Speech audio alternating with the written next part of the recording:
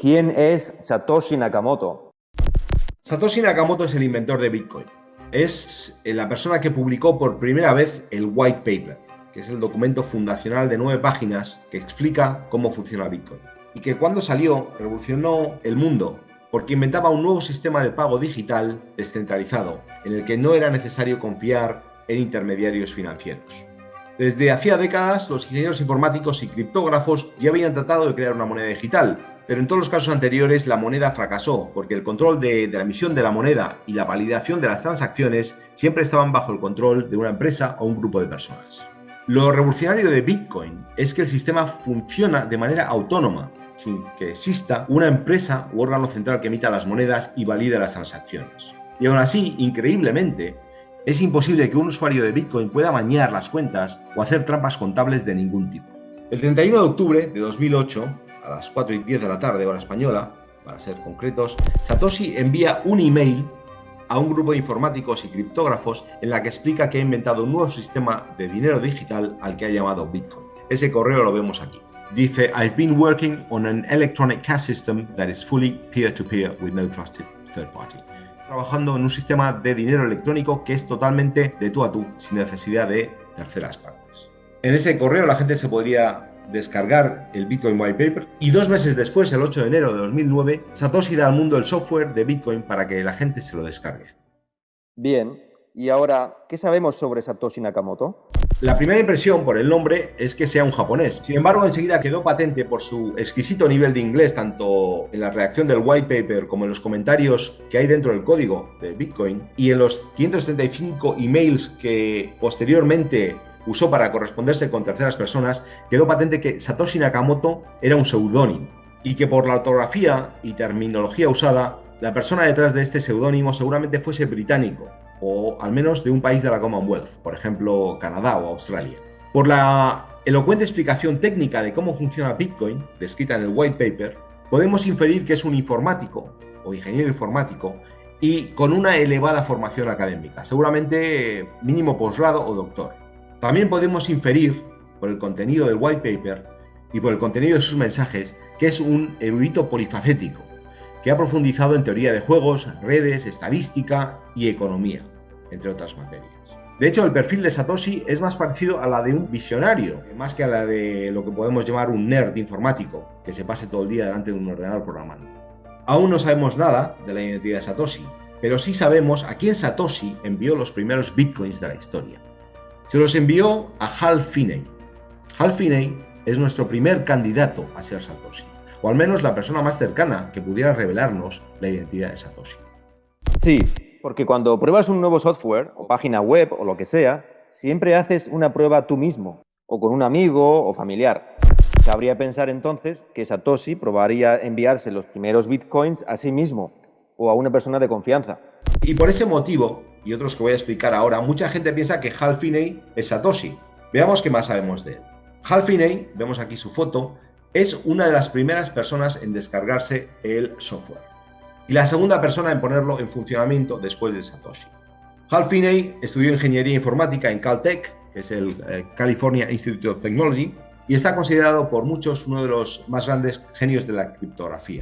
Y además, por si fuera poco, creó un prototipo de dinero digital anterior a Bitcoin llamado Reusable Proof of Work, que es en el que está basado Bitcoin. Otro interesante dato de Hal Finney es que en agosto de 2009, es decir, unos 6 meses después de estar funcionando Bitcoin, fue diagnosticado con la enfermedad de ELA, esclerosis lateral amiotrófica. Es la enfermedad que tuvo Stephen Hawking y que le condenó a una silla de ruedas.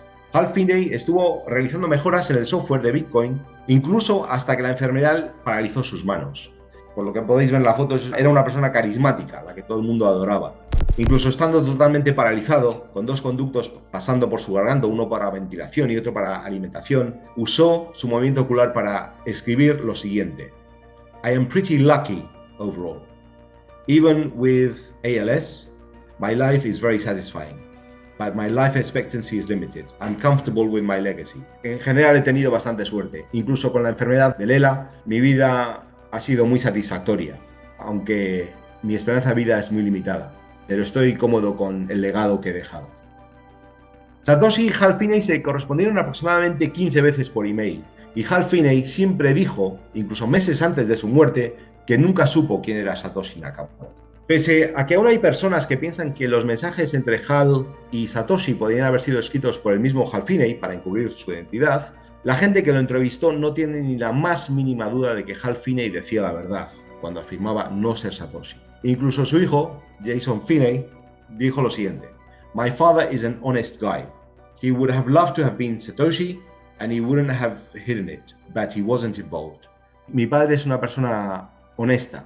Le hubiera encantado haber formado parte de la creación de Bitcoin, pero no lo hubiese escondido si hubiese estado involucrado.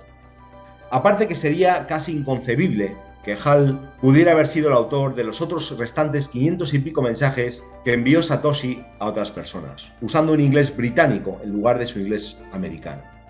Hal Finney era además conocido por su candidez y sinceridad, así que por ese motivo pienso que también decía la verdad y que en efecto Hal Finney no es Satoshi Nakamoto. Bien, ¿a quién más tenemos? Bien, el siguiente candidato que tenemos es Nick Szabo. Nick Szabo fue durante años uno de los candidatos favoritos a ser Satoshi. Es informático, criptógrafo y por si fuera poco, ya había propuesto 10 años antes de Bitcoin la creación de una criptomoneda llamada BitGold, en la que los ordenadores se podrían poner a trabajar en la resolución de puzzles criptográficos para minar BitGold, oro digital. Entonces, muy parecido a cómo funciona Bitcoin. Exactamente, sí. De hecho, la función de minado es prácticamente igual. Pero Nick Szabo nunca pudo implementar BitGold y además tampoco supo cómo evitar el problema del double spend. El double spend es lo que llamamos en español el doble pago, que es un problema en el que una persona pudiera usar ese BitGold para comprar algo 2 o más veces, pagando con la misma moneda. Aún así, Nick Szabo tenía muchos seguidores y sigue teniendo muchos seguidores que aún piensan que podría ser Satoshi. Pero para mí hay 2 motivos fundamentales por los que creo que no es Satoshi. De hecho, creo que la probabilidad de que Nick sea Satoshi es del 0%. La primera es que no es británico, lo que prácticamente imposibilita que fuese él quien escribiese el white paper y mucho menos el restante de los emails. Y la segunda, aún más importante, es su intervención en una de las conferencias privadas más interesantes que hubo sobre Bitcoin en 2015. En esa conferencia, Nick Szabo dejó patente su ignorancia de uno de los aspectos más fundamentales de Bitcoin. Okay, my name is Nick Szabo, and I was involved helping come up with the ideas of smart contracts and blockchains and cryptocurrency in the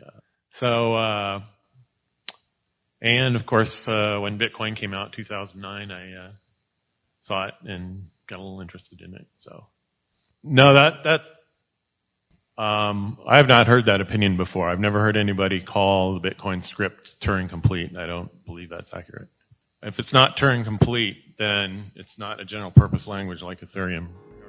En este vídeo, Nick Szabo aboga por el uso de Ethereum para hacer contratos inteligentes, alegando que Bitcoin no es capaz de hacerlo porque no es Turing complete.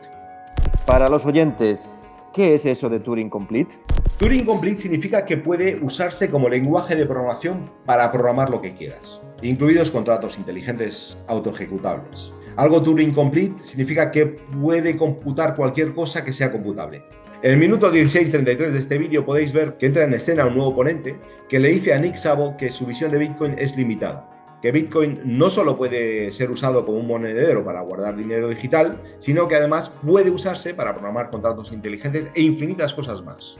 Nick Szabo niega que Bitcoin pueda ser Turing complete y no alcanza a ver la idea expresada por el científico ponente que le dice que el núcleo de Bitcoin, la parte programática, la que controla el mecanismo de transacciones, está programada en Forth, un lenguaje de programación de doble pila, y que la segunda pila se puede usar para cerrar el bucle lógico y hacer que Bitcoin sea Turing complete. Nick sigue sin coger la idea y dice simplemente que Forth no es Turing complete. El ponente dice que Forth en sí no es Turing complete, pero que se puede usar la salida de una transacción, que es un script, y meterla en la entrada de la siguiente transacción para cerrar el bucle. Nick desdeña la idea y dice que la idea es esotérica. Sin embargo, la idea del ponente es brillante y brutal, ya que abre la posibilidad de usar Bitcoin para hacer contratos inteligentes, algo que hasta entonces se creía que era solo posible con Ethereum. Si Nick Szabo hubiese sido Satoshi y tuviese una noción más amplia de lo que es Bitcoin y lo que se puede hacer con Forth, habría cogido la idea al vuelo. Esta conferencia, que es muy poco conocida, marca un antes y un después de Bitcoin. Hay que recordar que esta conferencia tiene lugar en 2015, mucho antes de que se produjese el primer fork de Bitcoin. En efecto, ya en 2015 se empieza a apreciar una ruptura en la forma de pensar de los pesos pesados de Bitcoin de la época. Unos solo querían Bitcoin como BitGold, es decir, oro digital, mientras que otros querían que fuese algo mucho más. Querían que Bitcoin desplegase todo su potencial, que no solo fuese un blockchain para guardar registros de movimiento de dinero digital, sino que fuese el blockchain del todo, que pudiese guardar registros de propiedad intelectual, contratos inteligentes, etc. ¿Y se demostró al final que Bitcoin era Turing Complete? Claro, lo demostraron independientemente varias personas, entre ellos el doctor en Ciencias de Computación de la Universidad de Oxford, Dr. Clemens Lay. Aparte de las pruebas empíricas realizadas en 2018 con Bitcoin SV, que deja patente que en efecto es así. Es que el hecho de que Bitcoin sea Turing Complete no es un tema baladí, es súper relevante. Significa que en Bitcoin se puede programar de todo y se podían haber hecho contratos inteligentes en Bitcoin desde el principio. Y de esta manera no hubiese sido necesario crear Ethereum. Esto lo ha entendido perfectamente también Ryan X. Charles, el brillante programador de Bitcoin que creó Money Button. Lo expuso en una conferencia en 2019. Sí, y de hecho tengo un vídeo aquí de esa conferencia. How can this be that Bitcoin is Turing complete and all these people are saying that it isn't and that Ethereum is better than Bitcoin because it's Turing complete? Because they didn't actually understand. How do you make it Turing complete? You add a loop. Where is the loop in Bitcoin? There's no looping construct. They just think it's not there. It's because they don't understand. So where the loop is inside of a payment channel, built in since day one from the very beginning, okay? The way you do this is you have an output that is a script. Scripts return values. Another thing that no one ever used, ever. The output returns something, not just money, but information. It's there, okay? When the script executes, the stack is still there. What's at the end? There's a stack there, there's data there. You can put stuff in it, it's information. You can take the information and the return value of the output, plug it into the input of the subsequent transaction, feed it back in again in a payment channel. You're looping the same script over and over again. Okay, it's the same script with data being passed back into it over and over again as you update the payment channel. That's the outer loop. Why did people invent Ethereum and pitch it as a Turing complete Bitcoin when it's... Didn't you know that Bitcoin is Turing complete? They didn't know. Así que por no ser inglés, no haber cogido la idea de que Bitcoin era Turing complete y por ser fanboy de Ethereum, voy a decir que Nick Szabo no es Satoshi. Muy interesante la exposición sobre Nick Szabo y muy bien explicado. Bien, ¿y ahora a quién tenemos? El siguiente candidato que tenemos es Adam Back. Este es uno de los que más adeptos y seguidores tiene a fecha de hoy. Las razones, muy simples. Es inglés de pura cepa, doctor en ciencias informáticas y por si fuera poco, ideó el sistema Hashcash, un sistema de dinero digital referenciado en el mismísimo white paper de Bitcoin. Pero Hashcash nunca funcionó, ¿verdad? Exacto. Fue una idea conceptual que no logró implementar, pero la idea de tener que solucionar un algoritmo para crear dinero es genial y de hecho es la idea en la que se basa Bitcoin para minar nuevos Bitcoins. Así que la mención de Adam Back en el white paper es del todo merecida. Entonces, a priori, Adam Back parece un buen candidato a ser Satoshi, ¿no? A priori sí, pero cuando Adam Back entra a formar parte del grupo de desarrolladores de Bitcoin y se hace con el control de Bitcoin, echando a Gavin y a Mike Hearn, se ve enseguida de qué pie cojea y que tiene una visión de Bitcoin diametralmente opuesta a la de Satoshi. Satoshi en el mismísimo white paper habla literalmente de cómo Bitcoin soluciona el problema de los altos costes de transacción cuando realizamos pequeñas compras. Por ejemplo, no es posible hacer compras de 25 céntimos, ya que este es el mínimo que se paga por transacción al hacer una compra con una tarjeta de débito. Y si haces una compra de €1 y estás pagando 25 céntimos, estás pagando un 25% adicional de costes de transacción. Sí, o lo pagas tú directamente o lo paga el comerciante que te está vendiendo el producto. Con Bitcoin nace la posibilidad de hacer microtransacciones de incluso menos de un céntimo. Mira el caso de TDXP, por ejemplo, donde puedes comprar derivados de acciones por menos de un céntimo. Esto es algo que antes de la invención de Bitcoin era imposible. Sin embargo, cuando Adam Back llega al poder y se hace con el control de Bitcoin, financiado por Mastercard y Digital Currency Group, lo primero que hace es capar permanentemente el tamaño de los bloques de Bitcoin a 1 megabyte. Y esto es muy importante. Con un techo de 1 megabyte se limita el número de transacciones que pueden entrar en un bloque y se asegura que Bitcoin sea inutilizable como dinero en efectivo digital. Claro, claro. Con 1 megabyte de capacidad de cada bloque, que es menos que el tamaño de una foto en WhatsApp, es imposible que quepan muchas transacciones. Y recordemos a los oyentes que en Bitcoin se procesa un bloque cada 10 minutos, con lo que el número máximo de transacciones que puede gestionar el sistema es de unas 7 transacciones por segundo, miles de veces menos que Visa o Mastercard. Con esta limitación, Adam Back se asegura que Bitcoin queda inutilizado como método de pago para pequeñas transacciones y que ya jamás podrá competir con Visa, ni con PayPal, ni Mastercard. De hecho, Adam Back es la razón principal por la que hoy en día casi nadie utiliza Bitcoin BTC como medio de pago. No hay ningún restaurante ni comercio que acepte BTC, ya que los costes de transacción en Bitcoin estarían entre 5 y 30 dólares dependiendo del día.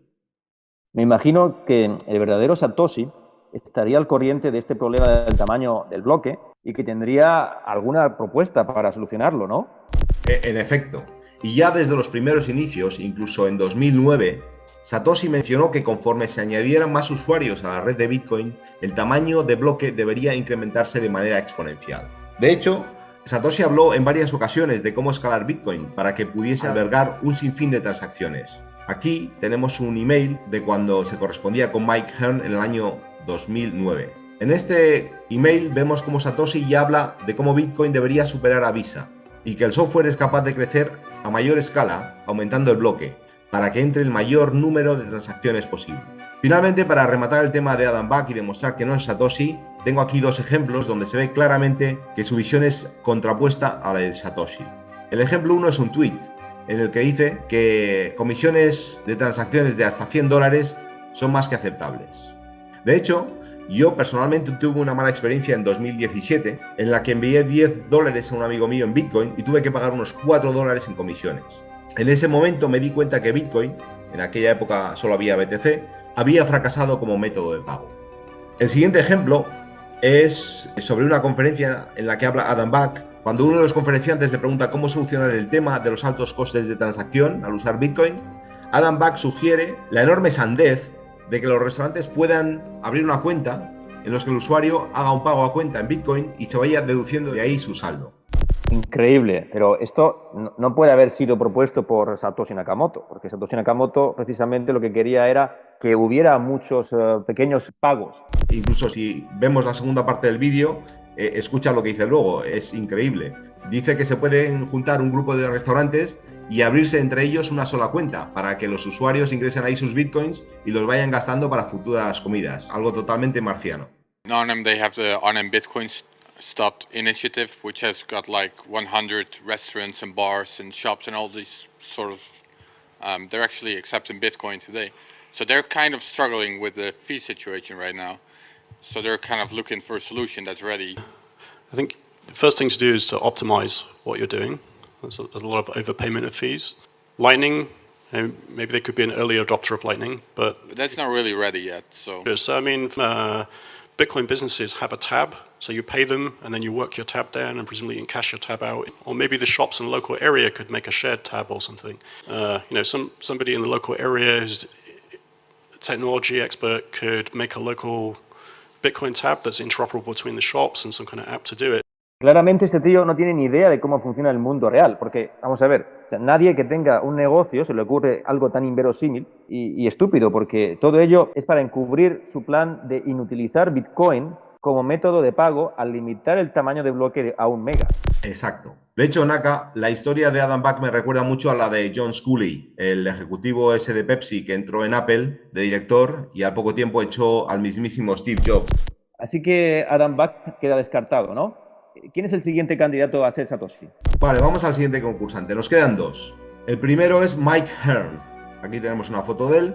Inglés, estudió ingeniería informática en Durham University, que es una de las más prestigiosas de Inglaterra, después de Cambridge y Oxford. Ya solo con entrar a estudiar ahí denota una inteligencia superior.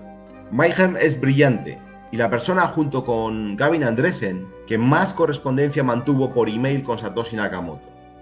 Antes de hablar más de él, quiero mostrar un pequeño breve vídeo suyo para que sepamos de quién hablamos y cuál es su carácter visionario. Okay, great. So actually, I'm not even going to talk much about Bitcoin today because Bitcoin sort of exists. and it's sort of the now, and it's growing very quickly, and that's great. But I was asked to talk about the future of money. And I'm going to be incredibly arrogant. I'm actually not only going to talk about the future of money, I'm going to talk about the future like 50 years from now, possibly, and make some... Aquí le vemos dando una conferencia sobre Bitcoin y coches autónomos en Edimburgo 2013. Mike Hearn es, de todos los desarrolladores de Bitcoin, el que mejor entendió el modelo económico que abre Bitcoin a la sociedad. Hearn es polifacético, no es el típico nerd informático. Tiene blogs en los que habla de filosofía, democracia líquida, el consenso de las masas, el futuro de la sociedad, etc. Su visión de Bitcoin es la misma que la de Satoshi. Ve el futuro a muy largo plazo, en un horizonte de 30 o 40 años incluso. Concibe los procesadores como agentes económicos, un paso por delante incluso del Internet de las cosas, en el que los dispositivos pueden negociar sus propias compras y ventas de servicios y productos, como lo hace hoy en día cualquier persona. Mike Hearn entiende Bitcoin como el mismísimo Satoshi y sabe perfectamente las infinitas posibilidades que abre la sociedad. Es, por supuesto, defensor de aumentar el tamaño de bloque para que se produzcan en el blockchain infinitas transacciones. Habla y escribe con una elocuencia sin igual, en un inglés perfecto, idéntico al de Satoshi. Entonces, ¿puede que Mike Hearn sea Satoshi?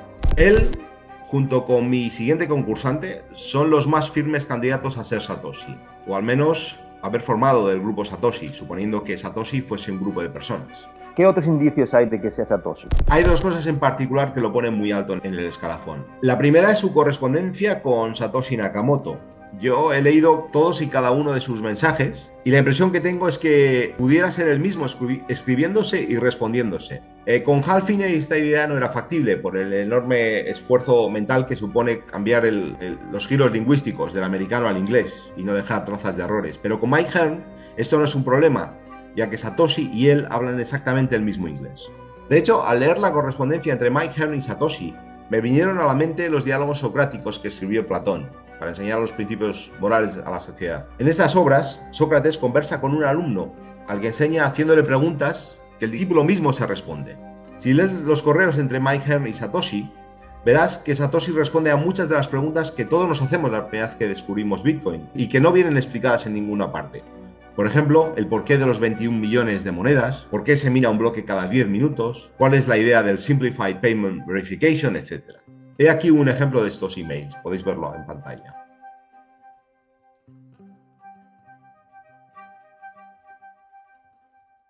También es curioso que sea a Mike Hearn a quien Satoshi Nakamoto envía el último mensaje antes de desaparecer. Ese mensaje lo tenemos aquí, enviado el 23 de abril de 2011. Subrayado, I've moved on to other things. Ahora me dedico a otras cosas. Pues muy interesante. Es la primera vez que oigo a alguien mencionar a Mike Hearn como un posible candidato a ser Satoshi. Sí, no se le menciona en casi ninguna parte. Moto, y dijiste que había dos razones. ¿Cuál es la segunda por la que crees que Mike Hearn podría ser Satoshi? Vale, la otra razón por la que creo que Mike Hearn pudiera ser Satoshi es por un desliz freudiano que tuvo en 2015, unos meses antes de que Adam Back y Blockstream se hicieran con el control absoluto de Bitcoin. En una discusión que tenía con uno de los desarrolladores de Blockstream en septiembre de 2015, Mike Hearn se cabrea y dice: claro que sé qué significa Simplified Payment Verification. Yo mismo acuñé el término. Vemos ese email aquí. Simplified Payment Verification es una de las herramientas más útiles de Bitcoin. Es lo que permite que puedas hacer transacciones instantáneas desde un móvil, sin necesidad de tener que descargarte todo el blockchain. Algo que no era posible cuando Bitcoin salió por primera vez. Y esto fue lo que programó Mike Hearn.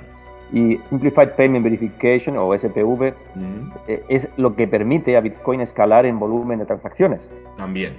Mike Hearn no solo programó esta herramienta, sino que fue más allá y le dijo a este desarrollador con la que estaba teniendo la discusión que él mismo había acuñado el término. Algo que solo es posible si Mike Hearn fuese Satoshi o parte del grupo Satoshi, ya que el término Simplified Payment Verification aparece por primera vez en el white paper en 2008, en la sección 8. Aquí vemos el Bitcoin white paper. En definitiva, Mike Hearn es un gran candidato a ser Satoshi. ¿Y quién es el último candidato? El último candidato es el que todos esperan oír, supongo. ¿Craig Wright? Sí, Craig Wright. Un tipo interesante, australiano, doctor en ciencias de la computación, profesor de redes seguras, especialista en seguridad informática, estudios en contabilidad, filosofía oriental, matemáticas, teología, y la lista sigue y sigue. Pero no son sus conocimientos lo que más impresiona, sino su tendencia a relacionar ideas de formas que no son corrientes u obvias. Un ejemplo de ello lo tenemos en la conferencia de Bitcoin de 2015, en la que le dice a Nick Szabo que Bitcoin es Turing Complete, algo que hasta entonces se creía inaudito, ya que Forth, el lenguaje de programación en el que está basado el Bitcoin Script, no es Turing Complete. No one seems to realize that Forth actually does loop. Nick Szabo desecha la idea diciendo que es imposible, ya que Forth no permite hacer loops, bucles. I have not heard that opinion before. I've never heard anybody call the Bitcoin script Turing complete. I don't believe that's accurate. Craig Wright muestra una posibilidad que nadie hasta entonces había contemplado: formar el bucle fuera del programa, enlazando las salidas de una transacción con la entrada de la siguiente, y así formar un bucle. Nick Szabo, pese a ser un informático y criptógrafo de renombre, no alcanza a digerir la idea y la rechaza de pleno. Yeah, I mean, that's an esoteric thing. El razonamiento de Craig Wright es para muchos difícil de seguir, ya que es extremadamente rápido, espontáneo y a menudo no lineal en su forma de pensar. Sin duda alguna se trata de un genio, al que pocos comprenden. Cuando finalmente los informáticos captan la idea, alucinan. He aquí un vídeo del afamado desarrollador de programas de Bitcoin, Ryan X. Charles, describiendo el momento en el que se le enciende la bombilla. Okay, who knows the history of Turing completeness of Bitcoin? Let me briefly tell you. Okay, here's my understanding of the history of Turing completeness on Bitcoin. Craig invents Bitcoin, doesn't explain anything to anybody, just puts the code out there, and 5 years later, he does an interview he's on this like panel with a Bitcoin Bell, and just says Bitcoin is Turing complete. He just says it, and Nick Szabo was like, "You're an idiot." It's like that's their response to this information. You're clearly dismissing the whole idea, right? Este vídeo que hemos mostrado es muy importante porque demuestra dos cosas. Primero, el pensamiento avanzado que Craig Wright tiene sobre Bitcoin. Y segundo, que Craig Wright es uno de los pocos conocedores en profundidad de la utilidad de los códigos fuente de Bitcoin escritos en Forth. Pero la mayor parte de la gente piensa que todo el código de Bitcoin está escrito en C o C++, ¿no? Sí, la mayor parte de la gente da por sentado que todo el código de Bitcoin está escrito en C. Sin embargo, pocos saben que el mecanismo de bloqueo y desbloqueo de Bitcoins, usado en cada una de las transacciones que hacemos, está hecha en Forth. Forth, también referido por algunos como Bitcoin Script, es el lenguaje de programación usado en el procesamiento de cada una de las transacciones que ocurren en Bitcoin. Vaya, este dato es muy revelador, ya que el uso de este lenguaje tan poco común pone un estrecho cerco a los posibles candidatos a ser Satoshi, ¿no? Sí, y de hecho, si miramos en la lista de lenguajes de programación más comunes hoy en día, vemos que Forth ni siquiera aparece entre los 25 primeros. Tenemos los típicos Python, Java, JavaScript, C, pero Forth apenas lo usa ya nadie. ¿Y se sabe que Craig Wright podía programar en Forth? ¿Recuerdas esa conferencia en la que hablamos con Craig Wright por primera vez en el Reino Unido? En esa conferencia le pregunté que con qué programa estaba escrito Bitcoin, a lo que me respondió Forth. De hecho, Craig era un experto programador de Forth y en los años 90 le contrató el Ejército del Aire australiano para actualizar el software en algunos de sus componentes usados en aviónica. También es muy interesante leer este mensaje que Satoshi escribió en el Bitcoin Forum en 2010. Vemos aquí cómo explica al mundo su visión de los Bitcoin Scripts, escritos en Forth. Dice que la versión original de Bitcoin, la versión 0.1, está escrita en piedra para el resto de los tiempos y que puede albergar cualquier tipo de transacción imaginable. Y dice que lo consigue a través de los scripts. De hecho, los scripts son lo que hace posible que se hagan pagos condicionados con Bitcoin. Por ejemplo, que te paguen unos céntimos cuando tiras una lata de Coca-Cola al contenedor de aluminio. Por tanto, Craig Wright, a priori, parece ser un candidato perfecto a ser Satoshi. Sin embargo, por algún motivo, el 95% de la gente que tiene cripto piensa todo lo contrario. ¿Por qué? La razón es muy simple. Craig Wright es el único de todos los candidatos que afirma ser Satoshi. Eso es algo que a la comunidad cripto no le mola. Todos quieren que Satoshi sea una figura mítica, desaparecida, una especie de semidios.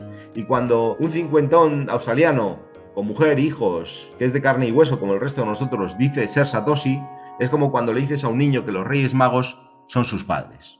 Hay una reacción negativa de inmediato. Sí, y además es un tipo gruñón y a veces desagradable y todo eso. Sí, pero lo cierto es que Bitcoin fue concebido por un ser humano, seguramente de origen británico, canadiense o australiano, y que seguramente tuviese un doctorado en ciencias de la computación, y también es seguro que el inventor de Bitcoin fue o es un genio. La cuestión aquí de este vídeo ¿es Craig Wright el creador de Bitcoin? Yo no sé si es el creador o no, pero lo que sí que estoy seguro es que defiende Bitcoin con la misma energía y pasión con lo que lo haría el mismísimo Satoshi. Aboga por los grandes bloques, por todas las transacciones tengan lugar en el blockchain y que el blockchain sea muchísimo más que simplemente un método de pago, que sea el registro de todas las transacciones que hace la humanidad como del Internet de las cosas. Para ver la pasión que tiene Craig Wright por Bitcoin y su visión a largo plazo, veamos un vídeo en el que le entrevistan en Melbourne, en Australia, en 2014. Hay que recordar que en esa época nadie sospechaba de que pudiera ser Satoshi y hacía todo lo posible por mantener oculta su identidad. En el vídeo que mostramos vemos como en un momento la entrevistadora le pregunta a Craig Wright si tiene Bitcoins y le pregunta que a qué precio los compró por primera vez. Okay. What was the price when you came in? When I first came in, there wasn't a price. Dice, cuando la primera vez que entré en Bitcoin no había precio. Me hace gracia ver cómo traga saliva y sonríe. Su explicación de lo que es Bitcoin para él en esta entrevista es legendaria. Bitcoin is basically the future of everything. I'm not talking money, I'm talking everything. It comes from the idea of merging a number of cryptographic protocols with a 2005 published idea of a triple entry ledger. What that enables is a way and means of creating not only smart currency, but a means of tracking and registering anything that can exist. Habla de un registro contable triple, algo que hasta la fecha nadie había mencionado. La contabilidad triple es un concepto novedoso que solo existe gracias a Bitcoin. La idea de la triple contabilidad es que los apuntes contables no solo quedan registrados en el debe y haber de las dos partes que hacen la transacción, sino que además aparecen en el blockchain, quedando un registro contable adicional inmutable que todo el planeta puede ver. Este concepto, el de la triple contabilidad, fue ideado por Avery Stornetta y está recogido en el white paper de Bitcoin, si os fijáis. Y de todas las personas del mundo de cripto, Craig Wright es el único que parece comprender su utilidad. En el vídeo, Craig Wright menciona que todas las cosas en el futuro tendrán una dirección IPv6 única, seguramente con un tag de radiofrecuencia, y que de esa manera la vida de los objetos podrá ser trazada desde su origen hasta en el momento en el que se desechen. Da el ejemplo de una lata de Coca-Cola en el futuro, cuando tenga su dirección única IP, en el que si alguien la tira al puerto de Sydney, cuando se recupere esa lata, cuando alguien la saque del mar, podrá saber quién la ha tirado y mediante una firma criptográfica multar a esa persona. Por contra, si quien ha tirado esa lata la tira al contenedor de aluminio correcto, podrá recibir un micropago instantáneo en su cartera como recompensa. A mí no me cabe ninguna duda que este tipo es un visionario y sin duda alguna muy capaz de haber creado Bitcoin. Para mí cumple con perfección todas las condiciones del perfil de Satoshi. ¿Y por qué entonces sigue habiendo un 99% de la comunidad cripto que piensa que es un impostor? Para empezar, este vídeo que acabo de mostraros de Craig en 2014 no lo ha visto nadie. Ni el 0,001% de los que tienen cripto ha visto este vídeo. La gente solo escucha a los influencers de baja estofa del tipo Peter McCormack o Anthony Pompliano, que no tienen capacidad para llegar al fondo de lo que es Bitcoin, pero que tienen 500.000 de seguidores y son los que dicen que Craig is a fraud, que Craig es un fraude, ¿no? Pero de hecho, los verdaderos estafadores son ellos quienes animan a comprar activos cripto a precios máximos antes de colapsar. De los años que yo llevo siguiendo a Craig Wright, jamás he visto un tweet o una entrevista en la que haya sugerido comprar nada. Y me imagino que contigo, Naka, la experiencia ha sido igual. Ni siquiera anima a la gente a comprar Bitcoin SV, todo lo contrario, odia a los especuladores. Lo único que recomienda siempre que le oyes hablar dice la palabra build, construye, haz algo en la vida útil, que sea útil a la humanidad. Pero también está el tema de que dijo que movería una de las monedas atribuidas a Satoshi para demostrar que es Satoshi, y nunca lo ha hecho. Eso es verdad, cierto. Y este es el mayor misterio aún por resolver. Mi opinión, y esta solo es mi opinión personal, es que no tiene las claves, o que las tiene con otras personas en un fideicomiso, y que hace falta que alguna condición se cumpla antes de moverlas. Te diré, no obstante, que has mencionado que el 99% de la gente que piensa que es un impostor, es decir, que esa gente normalmente es gente con pocos estudios o escasos conocimientos matemáticos, que se cree más lo que diga un influencer de turno que lo que le diga un premio Nobel. Pero si miramos cualitativamente, si escuchas la opinión del 1% restante, te das cuenta que ese 1%, en ese 1% está la creme de la sociedad, gente brillante, gente que ha hecho algo en la vida, gente que está orgullosa de lo que ha hecho, gente que, por ejemplo, como Gavin Andresen, el desarrollador de Bitcoin, a quien Satoshi dejó las claves para renovar el software. Si escuchas a Gavin, por ejemplo, y tienes un mínimo de don de gentes, te das cuenta que este tipo dice la verdad y que sería imposible que Craig le engañase diciéndole que es Satoshi. I do think Craig is Satoshi. I met with him in London. He fits the kind of person that I was interacting with way back in 2010, and he provided some cryptographic proof using the private key from the very first Bitcoin block to show that he possessed that key. So, although it's impossible to prove something like that 100%. Recordemos que Gavin se correspondió por email con Satoshi en múltiples ocasiones y que Gavin, aparte de programador de Bitcoin, es licenciado en informática por la Universidad de Princeton. Si él piensa que Craig es Satoshi, ¿quién soy yo para desdecirlo? Sí. No solo Gavin dijo que pensaba que Craig Wright es Satoshi, porque se reunió con él en Londres y le pareció que su perfil encajaba perfectamente con el de Satoshi, sino que además Gavin dijo que Craig Wright le dio en presencia del propio Gavin prueba criptográfica de ser Satoshi, usando la llave privada del primer bloque, el bloque Génesis de Bitcoin. Otro ejemplo es George Gilder, visionario económico que estudió en Harvard y que escribió uno de los mayores bestsellers de economía. O Latif Ladid, el presidente ni más ni menos que del Fórum IPv6, el nuevo protocolo de Internet que se impondrá en 2025, y la lista sigue y sigue. Sí, en mi opinión hay más de un 80% de probabilidad de que Craig sea Satoshi y casi un 100% de que fuera parte del grupo Satoshi, suponiendo que Satoshi fuese un grupo de personas. So this is really interesting to hear from you that probably this was the time that you realized that Craig was Satoshi. Well, I already had a 95% confidence level that these were the people and Craig was the leader of the team and so forth and so on. What I needed to do was to do the due diligence and check at every point that the facts came back as correct. And that meeting was the thing that took me to the 100%. No, I think it will be still a mystery for a lot of people, but I think we'll get there. Who is Craig Wright? Well, Dr. Craig Wright is the chief scientist at a research and development firm called nChain in the UK. He's one of the most decorated cybersecurity professionals of all time. Author, he's an academic, he's a whole bunch of things, and I happen to believe that he is also Satoshi Nakamoto, the creator of Bitcoin. I didn't believe Craig Wright was Satoshi Nakamoto at that time, but fast forward to early 2016, and something else happened, which was that Gavin Andresen, John Matonis, and Ian Grigg all publicly validated that Craig Wright is Satoshi Nakamoto. And so from that day forward, I started to take Craig seriously. It's sometimes very difficult to understand a person like Dr. Wright. You know, I was privileged enough in 2008 for Craig to share with me iterative versions of the white paper before it was actually published. So, Satoshi Nakamoto es Craig Wright. ¿Ha dicho? Sí, claro. Los tres aquí presentes. En pantalla, este señor. Los tres estamos convencidos. Craig has proven to everybody smart in the world. I mean, if you're conflicted and intentionally want to deny that Craig is Satoshi, then that's fine. Yeah, I'm not surprised I wasn't asked why I'm convinced Craig is Satoshi. Bitcoin's original Craig Wright Satoshi. It is my belief, and it has been my belief for about the last 4 years, that Craig Wright is Satoshi Nakamoto. In this video, I'm going to talk about how I know Craig Wright is Satoshi Nakamoto. Alright, so guys, in this video I'm going to explain why I think Craig Wright is Satoshi Nakamoto. But anyway, let's begin there. What makes you think that Craig Wright is Satoshi?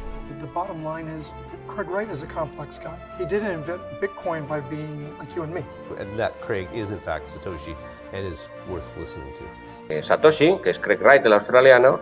I do think Craig is Satoshi. Well, I think first and foremost, the fact that Dr. Wright is now recognized as 100% Satoshi Nakamoto is the #1 victory in this case. My name is Craig Wright. I am the creator of Bitcoin, and some of you know me as Satoshi Nakamoto. Aquí acaba el documental ¿Quién es Satoshi Nakamoto? Activa la campanita de notificaciones para avisarte del siguiente vídeo. Si te ha gustado el vídeo, dale a me gusta y suscríbete al canal. Se agradecen propinas, detalles en la descripción del vídeo.